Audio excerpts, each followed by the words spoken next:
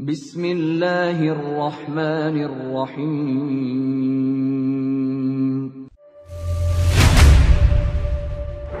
Ya ayyuhalladzina amanu udkhulu fis-silmi kaffah.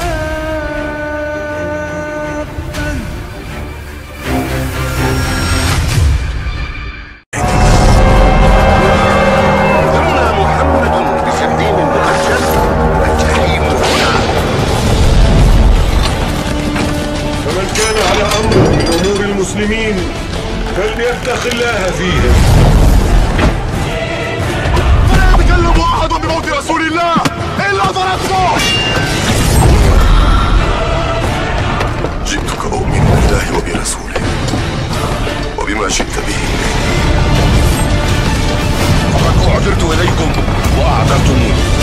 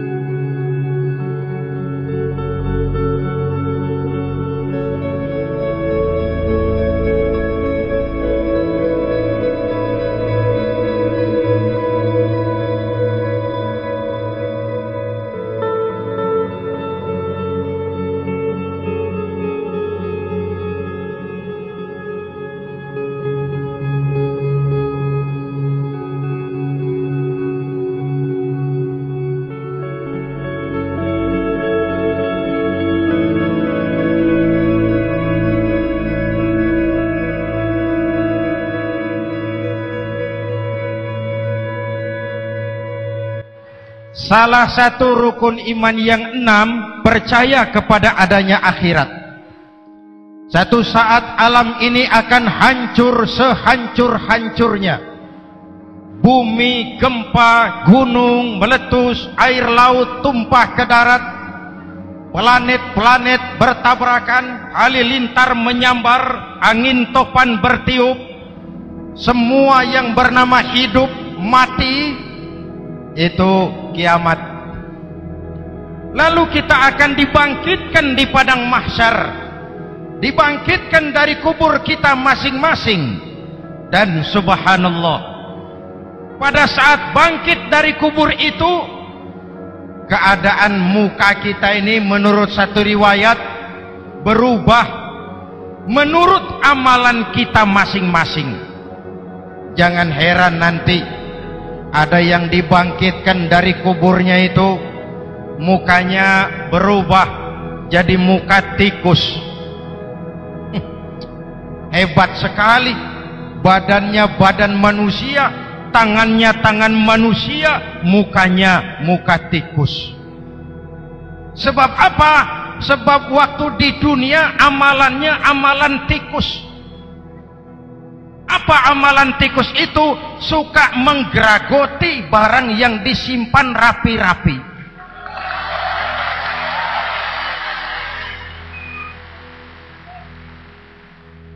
Itu nanti koruptor-koruptor yang menggeragoti uang rakyat, itu nanti bangkit mukanya muka tikus. Na'udzu. Saudara lihat, oh ini yang geragoti uang rakyat mukanya muka tikus.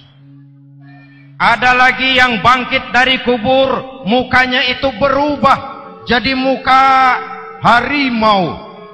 Kenapa? Waktu di dunia amalannya amalan harimau. Apa harimau itu? Mau menang sendiri, keras kepala, kupeh. Di mana ada hutan, rajanya pasti harimau. padahal hutan belum pernah bikin pemilihan umum. Betul? Tapi harimau tidak peduli ada pemilihan umum atau tidak, saya raja hutan. Setelah naik jadi raja di hutan, harimau bukan melindungi rakyatnya, malah makanin rakyatnya.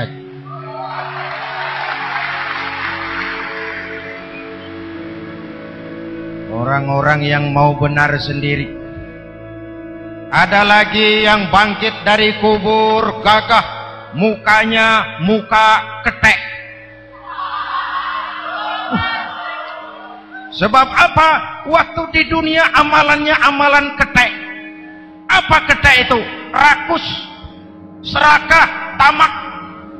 Coba ketek itu kasih pisang dimakan, berikan lagi pegang, berikan lagi kakinya yang megang, temannya diberikan masih dirampas juga. Ketek.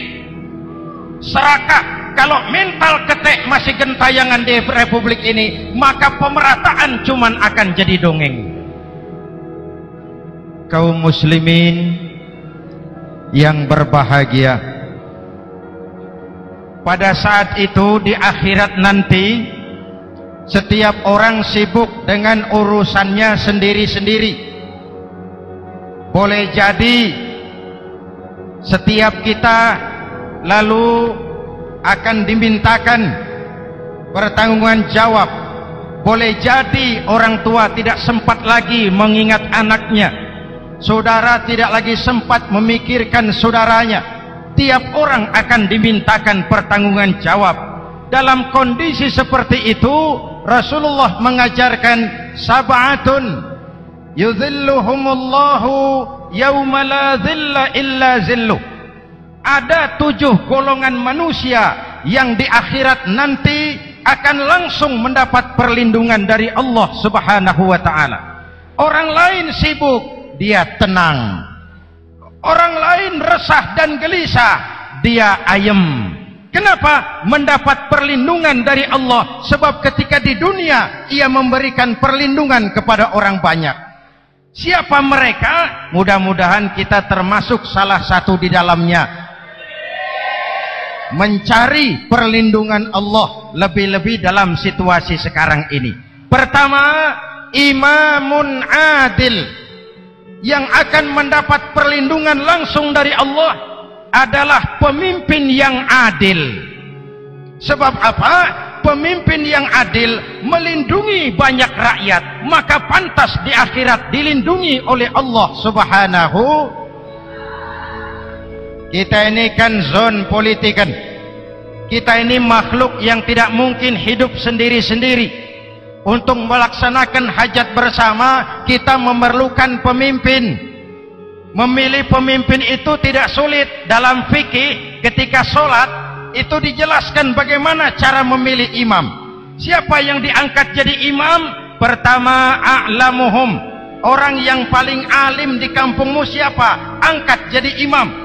Yang paling alim, paling menguasai persoalan sehingga bisa membawa bangsa keluar dari kesulitan. Pemimpin yang bisa menyelesaikan masalah, bukan yang menimbulkan masalah.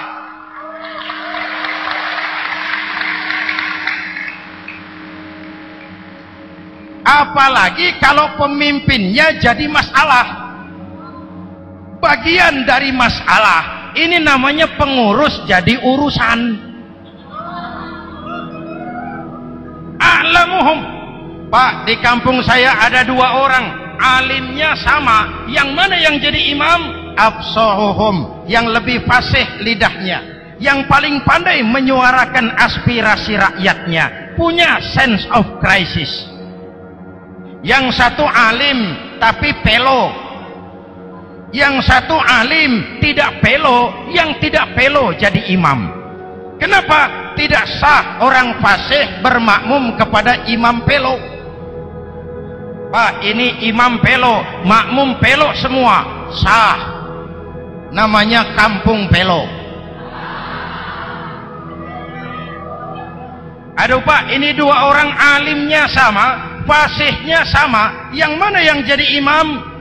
Aktsaruhum sinnan, yang lebih tua umurnya, senioritas baru dihitung. Lahirnya bareng Pak. Yang mana yang jadi imam? Awaluhum hijratan, yang lebih dulu tinggal di situ, yang punya semangat nasionalisme yang tinggi, yang cinta kepada bangsa dan rakyatnya. Sudah ada imam, sudah, ayo azan. Apa azan itu? Proklamasi. Salat mau dimulai. Sudah azan, sudah. Qobliyah 2 rakaat, qobliyah. Apa qobliyah itu? Dulu ada namanya Panitia Persiapan Kemerdekaan Indonesia, qobliyah. Sudah qobliyah, sudah. Luruskan shaf, atur barisan yang lurus, rapatkan barisan. Apa ini? Bentuk pemerintahan yang kompak, bersih, berwibawa. Jangan sesama elit saling tawuran.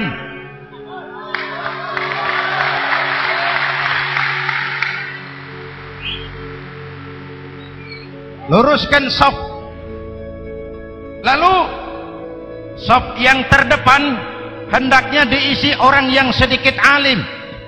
Tidak perlu alim betul, sedikit alim.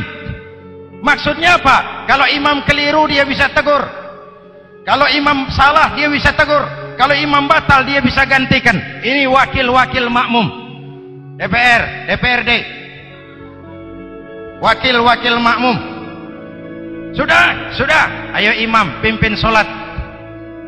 Sepakati dulu kita mau sholat apa, rakaatnya berapa, surah yang mau dibaca apa, pakai sujud tilawah apa tidak, supaya makmum tidak kaget-kagetan. Rakyat harus dikasih tahu pemimpinnya mau kemana, visinya apa, supaya makmum ikutnya ikhlas. Jelas? Hadirin yang saya hormati, kita memerlukan pemimpin yang adil, yang menaungi rakyatnya, sehingga dengan demikian nanti mereka akan dinaungi langsung oleh Allah Subhanahu.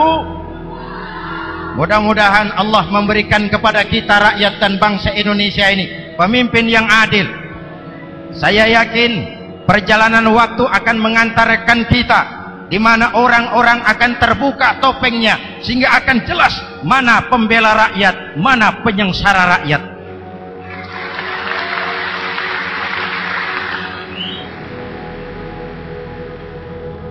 Lalu sebenarnya tiap kita ini kan pemimpin. Pak Lurah pemimpin di kelurahannya, Pak Camat pemimpin di kecamatannya, kepala suami pemimpin di rumah tangganya, anak muda pemimpin bagi dirinya, dan setiap kita akan dimintakan pertanggungan jawab tentang apa yang kita pimpin. Marilah setiap kita berusaha menjadi pemimpin yang adil. Satu. Yang kedua, syab nasya'a fi ibadatillah, anak muda yang tekun beribadah kepada Allah. Amin. Remaja adalah masa depan kita semua. Akan bagaimana Republik Indonesia, bahkan akan bagaimana Islam di Republik Indonesia 20, 30, 40 tahun yang akan datang, anak-anak kita jawabannya. Jelas? Maka menghancurkan Islam tidak usah menyegel masjid, tidak usah menutup pesantren, tidak perlu melarang pengajian, cukup dengan meracuni remaja dan pemuda Islam, menjauhkan mereka dari agama dan ulama. Kalau mereka sudah jauh dari agama dan ulama, tinggal menunggu pergantian generasi.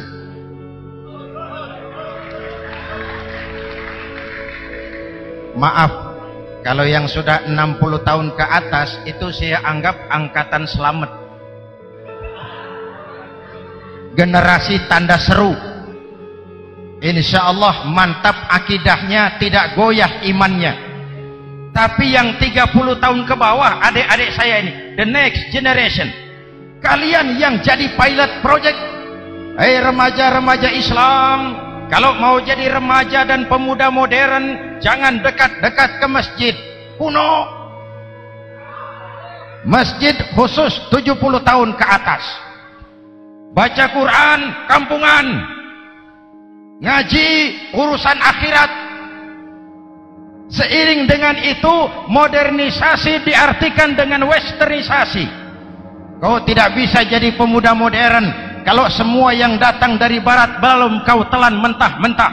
Kau harus bisa bergaul seperti orang barat, berpakaian seperti orang barat, berumah tangga seperti orang barat, makan minum seperti orang barat. Kalau nyanyi lagunya lagu barat yang orang lain nggak ngerti, kamu juga nggak tahu.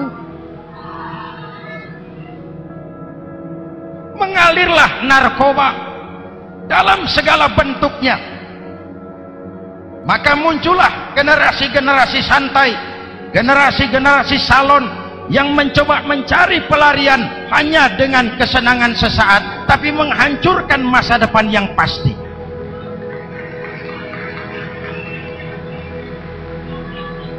Maka mengalirlah free love, free sex, Samenleben, hidup bersama di luar nikah alias kumpul. Ya sama saja, kumpul kebo, kumpul embek itu sama. Hadirin yang saya hormati, kalau sudah hancur tinggal menunggu pergantian generasi. Oleh karena itu, adik-adik saya, para remaja, para pemuda, kalian harapan kami semua. Di pundak kalian kami pertaruhkan hari depan bangsa dan negara ini. Hidup cuma putaran menunggu giliran. Ada saat datang, ada waktu pergi, ada hari lahir, ada saat kembali, ada hari dilantik, ada saat untuk menyerahkan jabatan. Hidup cuma sekadar menunggu giliran. Karena itu kepada kalian saya ingatkan satu ucapan orang bijak. Hai anak muda, berpikirlah kau di waktu pagi, bekerjalah di waktu siang, makanlah di waktu sore, dan tidurlah di waktu malam. Berpikir di waktu pagi, belajar mumpung masih muda. Bekerjalah di waktu siang, amalkan ilmu itu setelah dewasa. Makanlah di waktu sore, hari tua tinggal menikmati hasilnya. Tidurlah di waktu malam, matilah dengan tenang. Kalau pagi kau tidak berpikir, nanti siang kau tidak akan bisa bekerja. Kalau siang tidak kerja, nanti sore mau makan apa? Kalau sore tidak makan, alamat malam nggak bisa tidur.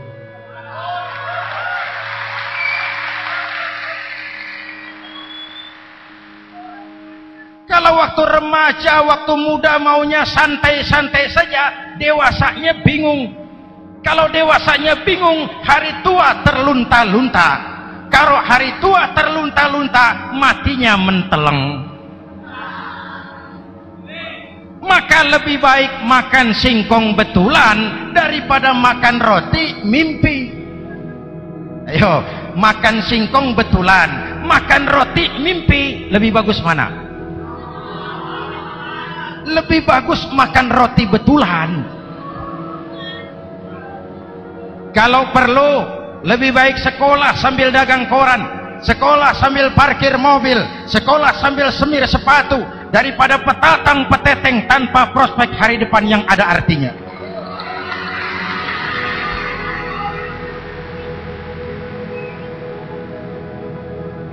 Inilah golongan kedua yang nanti akan langsung mendapat perlindungan dari Allah. Anak muda yang tekun ibadah. Kalau orang tua tekun ibadah, pantas.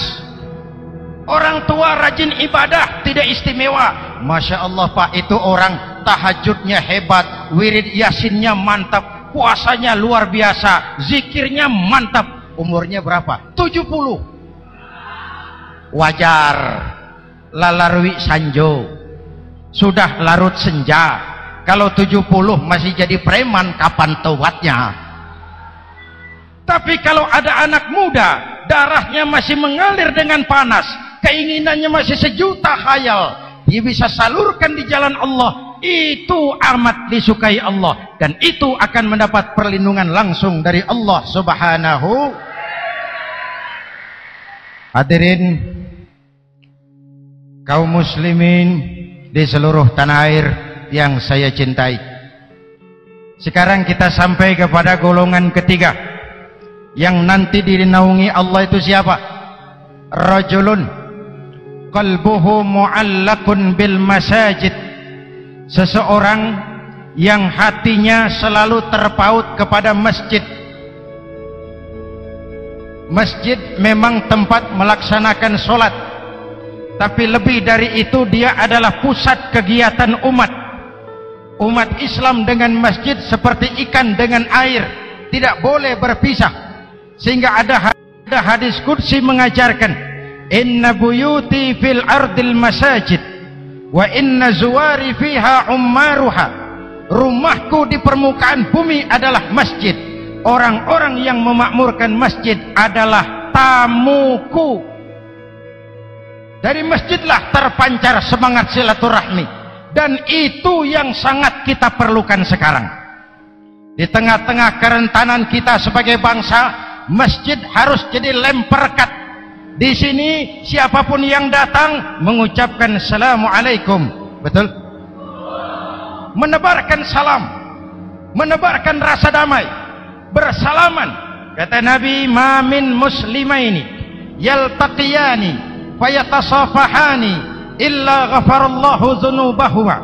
Apabila dua orang Islam bertemu lalu bersalam-salaman, Allah akan menghapuskan dosa yang terjadi di antara kedua orang itu. Bangsa kita sedang rentan perpecahan, benih-benih disintegrasi bertebaran di mana-mana. Maka mari kita kembali ke masjid untuk menyusun semangat kebersamaan, meluruskan saf, merapatkan barisan, dan menerjemahkannya di luar masjid. Ini ada kaitannya dengan faktor yang keempat yang langsung dilindungi Allah. Siapa mereka? Rajulani tahabba fillahi ijtama'a alaihi wa tafarraqa alaihi. Dua orang yang bersaudara, bertemu karena Allah, berpisah karena Allah. Itu akan dilindungi langsung oleh Allah di hari akhirat nanti. Dua orang bersaudara, bertemu karena Allah, berpisah pun juga karena Allah. Tadi dalam perjalanan ke sini saya melalui sebuah desa. Masih ada sisa-sisa tawuran antar desa. Saya tidak sebutkan desanya, itu rahasia perusahaan. Saya cuma prihatin, siapa lawan siapa, siapa yang kita bakar rumahnya, siapa yang kita sambiti dengan batu, siapa yang kita rugikan. Padahal urusannya kadang-kadang sepele. Di satu desa misalnya cuma urusan kaset jadi tawuran antar desa. Ini kan hal yang sangat sepele. Padahal Nabi mengajarkan dengan keras, kalau dua orang Islam saling bertengkar, al-qatil wal maktul finnar. Yang membunuh dan yang dibunuh, dua-duanya neraka. Sahabat bertanya, ya Rasul, kalau yang membunuh masuk neraka, pantas. Kenapa yang dibunuh neraka juga? Rasulullah senyum lalu berkata, yang dibunuh pun sudah punya niat membunuh, cuma keduluan dibunuh.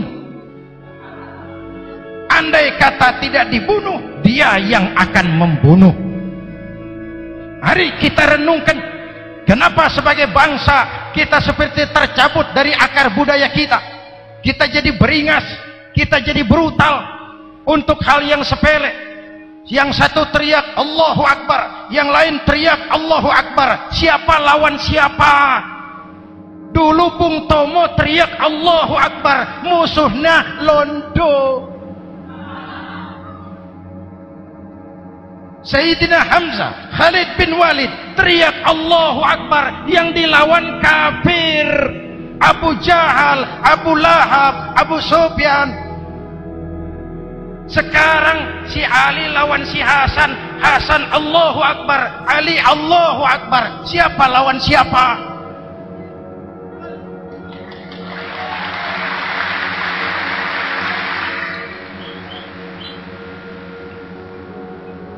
Kenapa kita jadi begitu mudah menggunakan nama Tuhan untuk melampiaskan ambisi pribadi?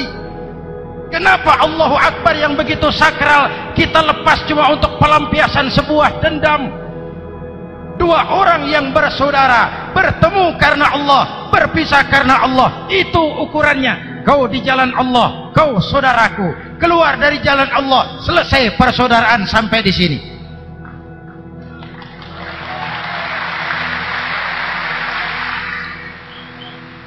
Hadirin, lewat mimbar ini saya kembali menekankan, mari kita pelihara kerukunan.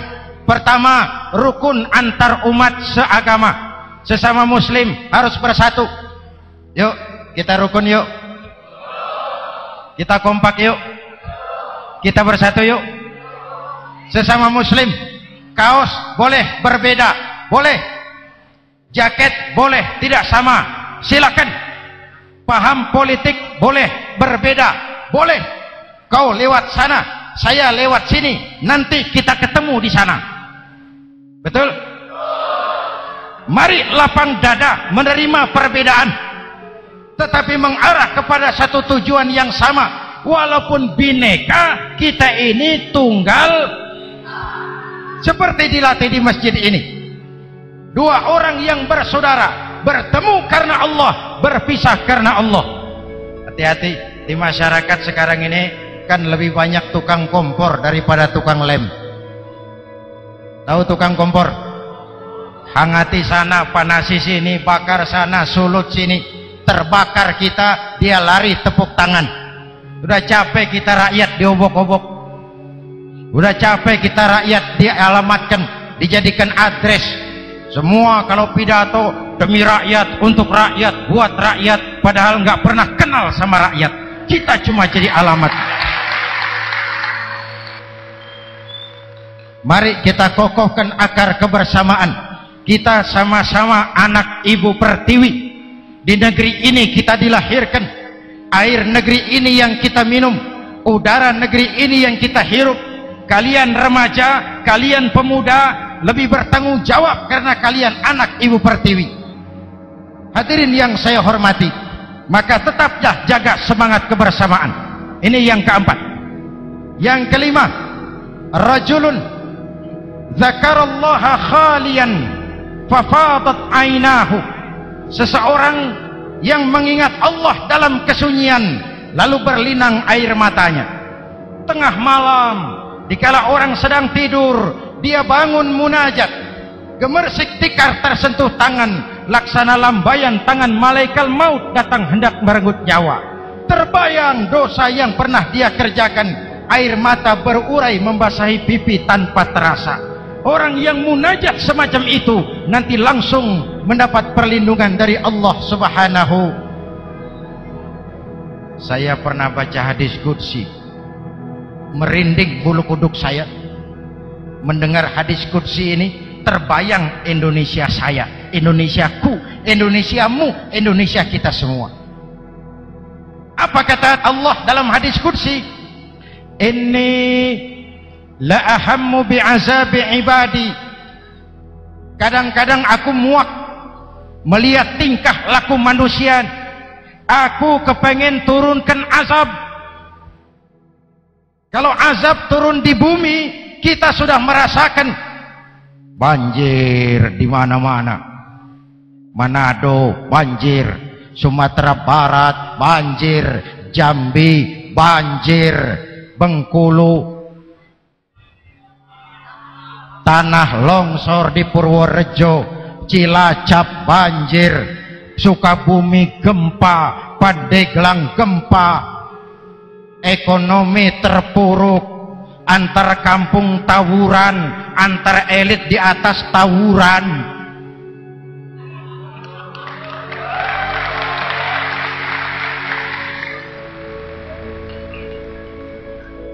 Hutang numpuk. 40% APBN kita ini sekarang cuma untuk bayar hutang. Itu pun dengan asumsi dolar 7.000, 9.000, artinya sekitar 50% APBN kita untuk bayar hutang. Untungnya sekarang ini yang agak menolong, harga minyak membaik di pasaran internasional. Hadirin yang saya hormati, ini lagi ngomong apa saya sih? Aku pengen turunkan azab, tetapi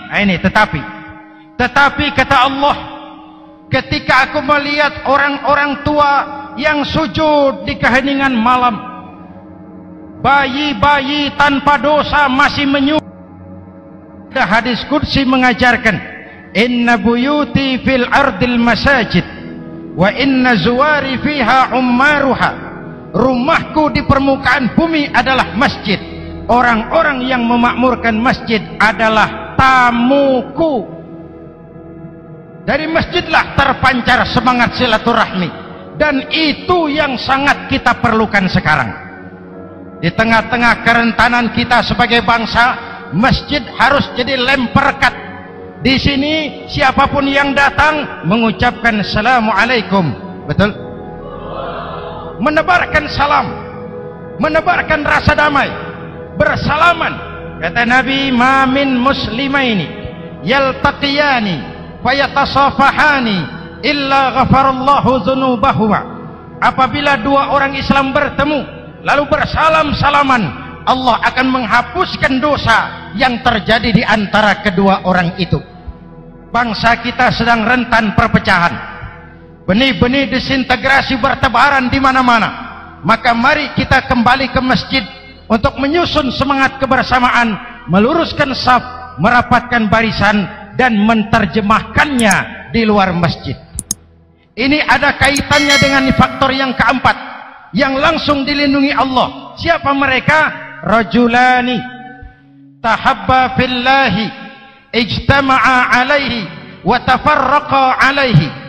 Dua orang yang bersaudara, bertemu karena Allah, berpisah karena Allah. Itu akan dilindungi langsung oleh Allah di hari akhirat nanti.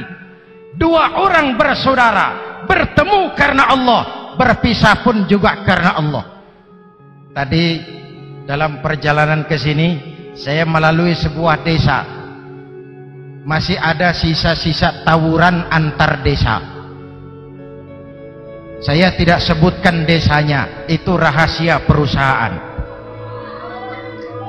Saya cuma prihatin, siapa lawan siapa, siapa yang kita bakar rumahnya, siapa yang kita sambiti dengan batu, siapa yang kita rugikan. Padahal urusannya kadang-kadang sepele. Di satu desa misalnya cuma urusan kaset jadi tawuran antar desa. Ini kan hal yang sangat sepele. Padahal Nabi mengajarkan dengan keras, kalau dua orang Islam saling bertengkar, al-qatil wal maktul finnar. Yang membunuh dan yang dibunuh, dua-duanya neraka. Sahabat bertanya, ya Rasul, kalau yang membunuh masuk neraka, pantas. Kenapa yang dibunuh neraka juga? Rasulullah senyum lalu berkata, yang dibunuh pun sudah punya niat membunuh, cuma keduluan dibunuh. Andai kata tidak dibunuh, dia yang akan membunuh. Mari kita renungkan, kenapa sebagai bangsa kita seperti tercabut dari akar budaya kita.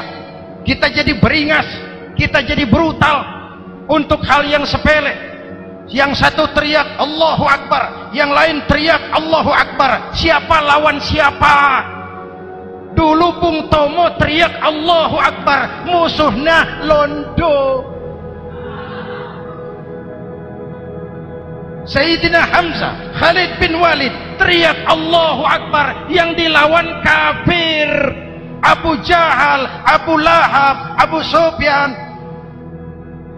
Sekarang si Ali lawan si Hasan, Hasan Allahu Akbar, Ali Allahu Akbar. Siapa lawan siapa?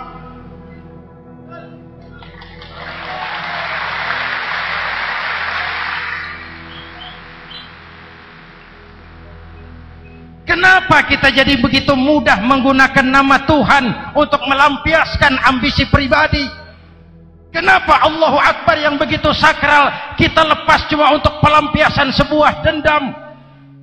Dua orang yang bersaudara bertemu karena Allah, berpisah karena Allah, itu ukurannya. Kau di jalan Allah, kau saudaraku. Keluar dari jalan Allah, selesai persaudaraan sampai di sini.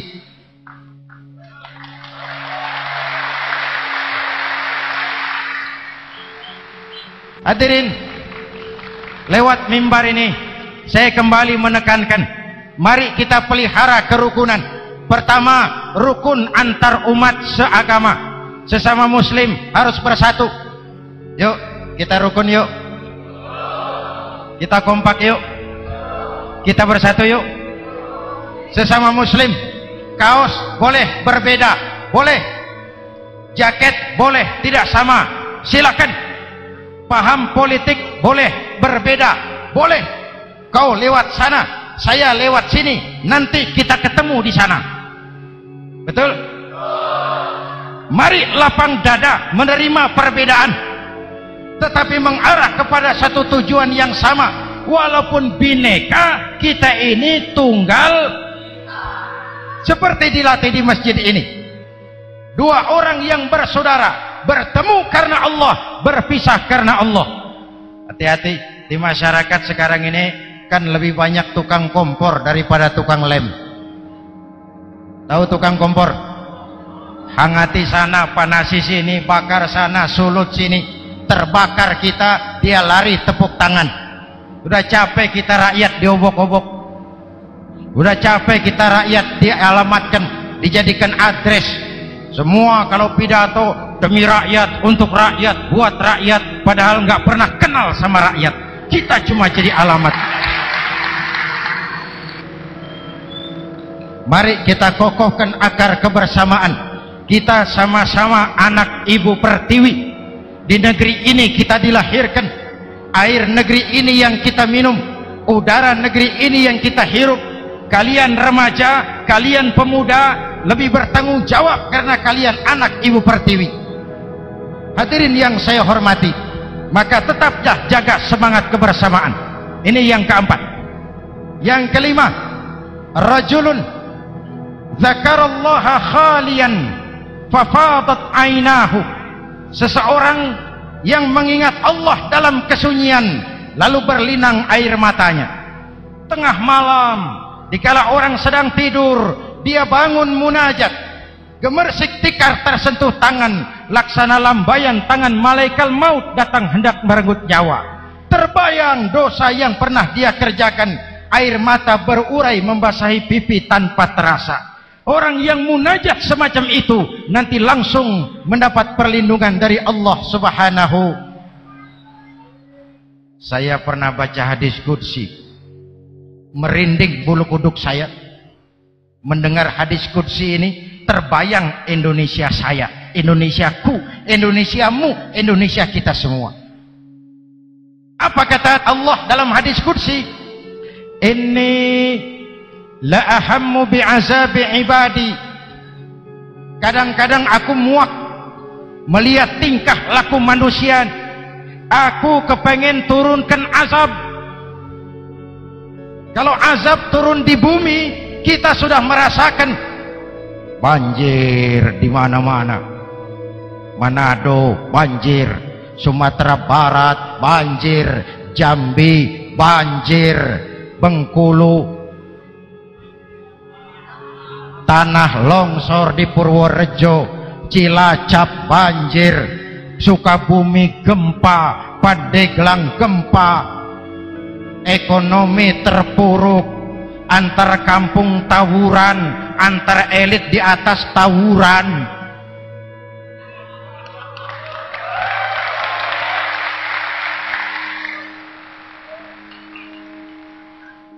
Hutang numpuk.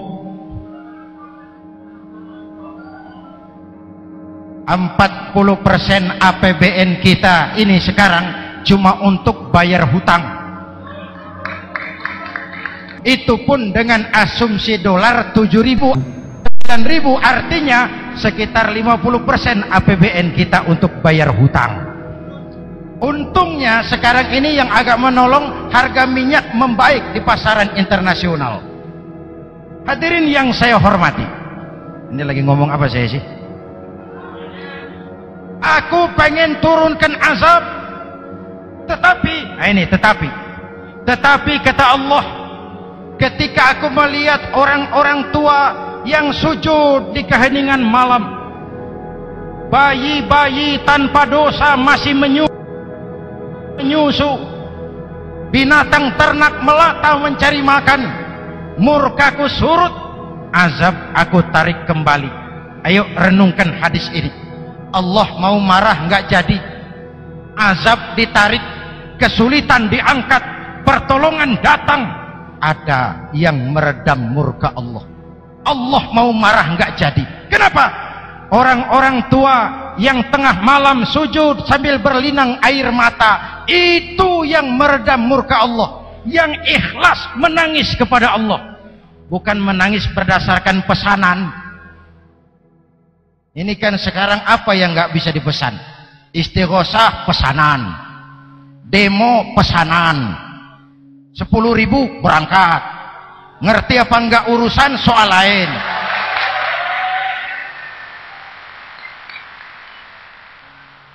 Jadi bukan demonstran, pekerja demo. Orang tua yang ikhlas nangis kepada Allah di keheningan malam, kita hutang jasa kepada orang-orang tua yang ikhlas seperti itu. Itu yang menjaga keselamatan bangsa. Allah mau murka enggak jadi, sepanjang masih banyak orang-orang tua yang sujud di tengah malam. Amin. Yang kedua, bayi tanpa dosa masih menyusu, tanpa dosa, binatang melata mencari makan. Sekarang bagaimana kesulitan, gak mau panjang, mengamalkan hadisnya terbalik. Yang disuruh itu orang tua tengah malam sujud, bayi tanpa dosa nyusu. Sekarang ini orang tua tengah malam nyusu, bayi tanpa dosa dibuang ke tempat sampah. Akibat pergaulan bebas, bayi tanpa dosa dibuang ke tempat sampah. Orang tua tengah malam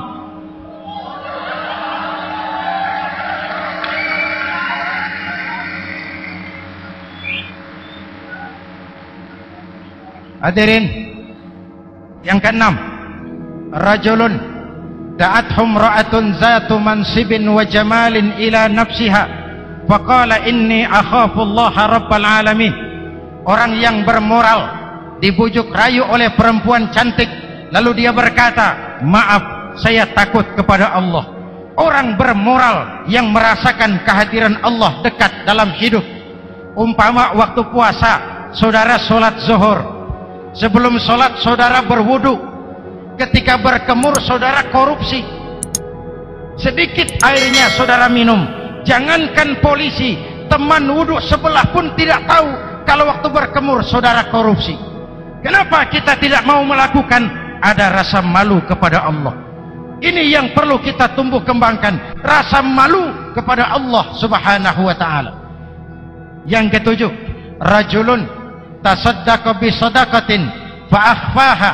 Orang yang bersedekah lalu disembunyikan sehingga tangan kiri tidak tahu apa yang diberikan oleh tangan kanan. Orang yang punya kepedulian tinggi tetapi ikhlas menolong yatim, membantu sesama dalam rangka menegakkan masyarakat yang adil dan makmur. Mari kita mohon kepada Allah, semoga kita semua senantiasa dalam perlindungannya di dunia ini dan lebih-lebih di akhirat nanti. Assalamualaikum warahmatullahi wabarakatuh.